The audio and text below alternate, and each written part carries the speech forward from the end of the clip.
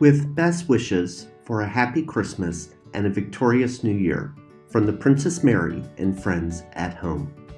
In December of 1914, British soldiers that were serving in the war received this handsome tin, including a nice note from Princess Mary and cigarettes, because soldiers need cigarettes, of course. And they were spending their first Christmas away fighting on the front lines in the Great War. Many of them probably wished that the best present was for the war to be over.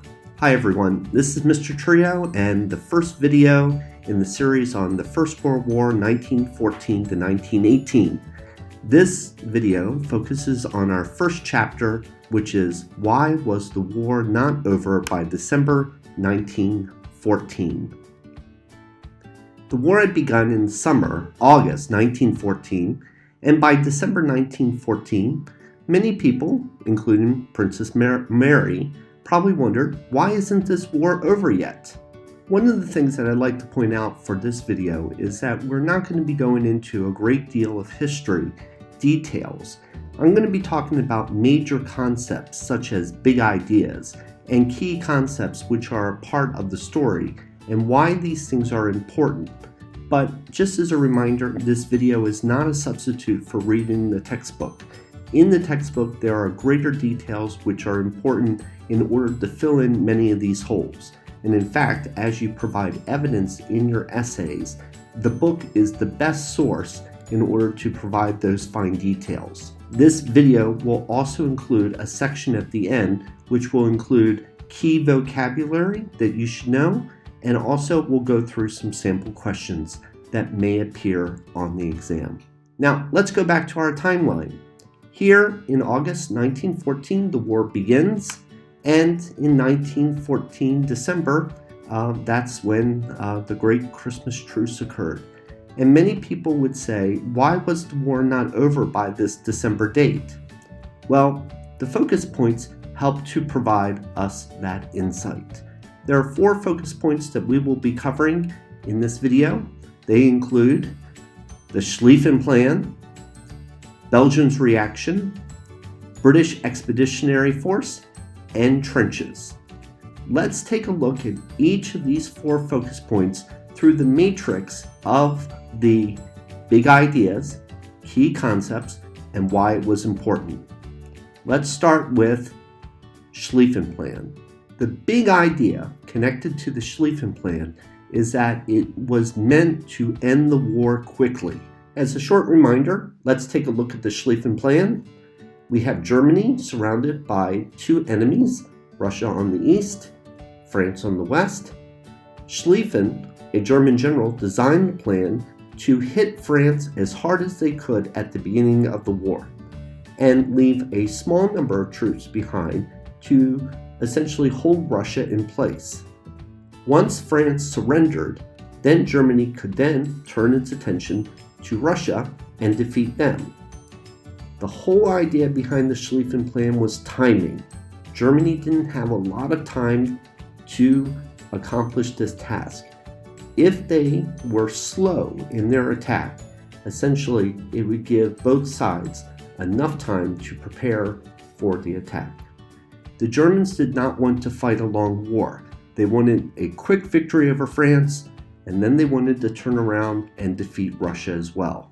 The Schlieffen Plan's key concept is that they didn't want to fight France on the Western Front and Russia on the Eastern Front at the same time.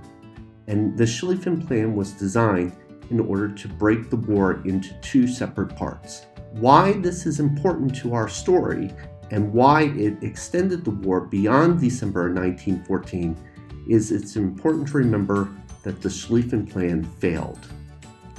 One of the main reasons why the Schlieffen Plan failed, of course, is Belgium's reaction. Of course, we have to remember that the role of Belgium was very important in slowing the advance of the Germans. As the Germans crossed the border into Belgium, they met a resistance which they did not anticipate, and one of the outcomes is that it gave time for the British Army, the BEF, to mobilize and then actually cross the Channel and meet them at the Battle of the Mons. The Battle of the Mons, although it was not successful for the British Army, they did suffer heavy casualties. It showed that a small number of entrenched troops with large machine guns could hold off vast numbers of enemies. And essentially one of the outcomes is that it gave time for Paris, the capital of France, to fortify against the German attack. So Germany did not expect the Belgians to resist as strongly as they did. Another key concept of the Belgian reaction is that it delayed the advance of the German army.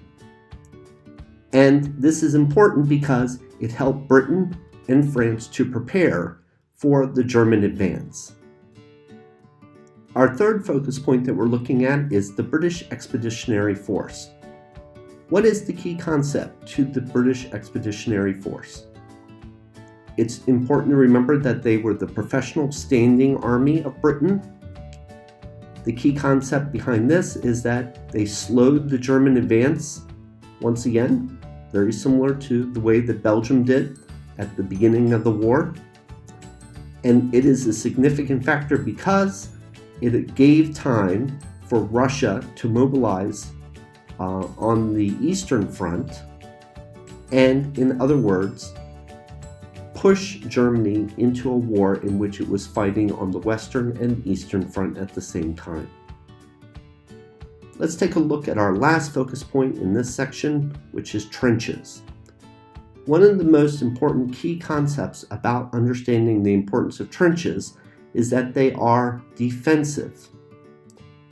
Let's take a look at these two concepts of offense and defense. An offense is an attack. Think of the airplanes of World War I, fast, against your enemy. While a defense of position would be a trench in which you wait for the enemy to come to you.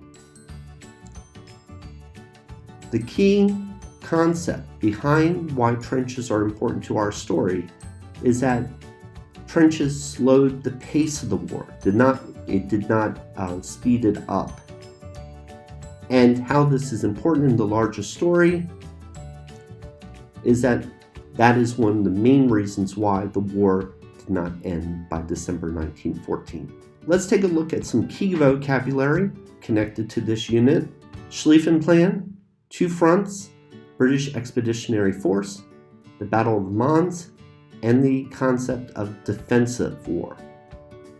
Some possible questions that could appear connected to this unit include: how significant was timing of the Schlieffen Plan? What were the major factors that led to its failure? What role did the BEF play at the Battle of Mons? And what led each side to take defensive positions in trenches? Thanks for joining me. As I said before, this is a quick overview, understanding the big ideas, the key concepts, and why they're important. We'll be talking more in class about each of these different focus points over the next few weeks. Thanks a lot for joining me.